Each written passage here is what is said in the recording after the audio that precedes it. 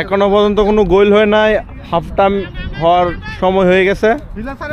কবিরের কাছ থেকে বল হয়ে গেল, আবার সোহেলের কাছ থেকে আবার 10 নম্বর সিয়াম গ্যাফে শট করলো। এখন দেখা যাক বল আকাশে বাসছে হাওয়ায়, আবার আল হিলালের বেগের কাছে বল।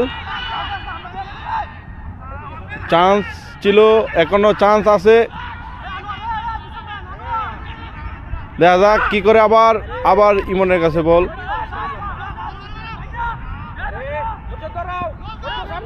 একজন পড়ে গেছে।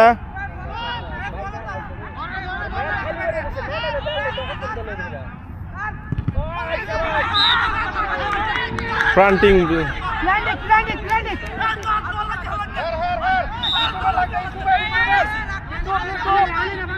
দাদা কি হয়েছে? হ্যাঁ, কার লাগছে আগে? ইসুবের আগে